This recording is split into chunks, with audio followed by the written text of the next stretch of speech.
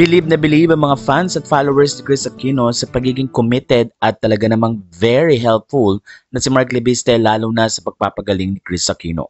Matatanda ang maraming treatment na harapin si Kris at kailangan nga ng mga taong aalalay para sa nasabing Queen of All Media. Hindi man presence ang family ni Kris sa California pero patuloy na nagpupunta si Mark Leviste para i-assist at alagaan nga si Kris Aquino kasama ng mga anak nito. Kaya naman maraming netizen na nagtatanong kung si Kris Aquino daw ba at si Mark Leviste ay may relasyon muli. Kaya naman isang kwentong ibinahagi ni Dindo Balares, ang malapit na reporter kay Kris Aquino. Narito ang kanyang kwento. Sila pa ba? 2 weeks ago, kumontak si Batangas Vice Governor Mark Leviste silently under the radar. May binubuo pala siyang pang-birthday surprise kay Kris.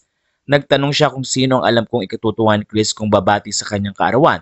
Titingnan ko kung pwede kong ilabas ang AVP na nabuo niya. Nangamusta rin ako. Happy si VG Mark kasi nabuo ang pamilya namin last Christmas and New Year. Magkakasama kami, kumpleto. Masaya mga kids. Muntik nang di matuloy ang plano nilang ito kasi last November for the end time, nag-break uli sila ni Kris. Ako ang unang naglabas sa desisyon ni Chrissy. Kumontak din noon si VG Mark para ipahayag ang kanyang side at nag-confide na word siya na baka ang mga anak na lang niya ang matuloy para makasama nila Kris, Kuya Josh at Bimbi kasi nga break na sila. Biniro ko si VG Mark noon na tumuloy pa rin siya at sabihing makiki-Christmas din siya as a family friend. Humor her, sabi ko.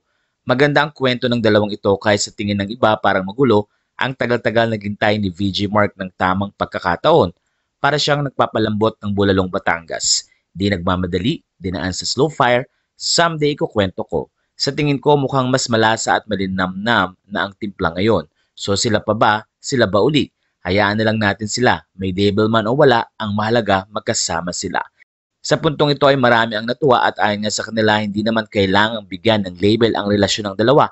Ang importante ay nandoon si Mark Leviste tuwing kailangan siya ni Kris Aquino at talaga namang bagay ang dalawa. Kung ano man ang mangyari ay suportado ito ng kani-kanilang mga fans at followers.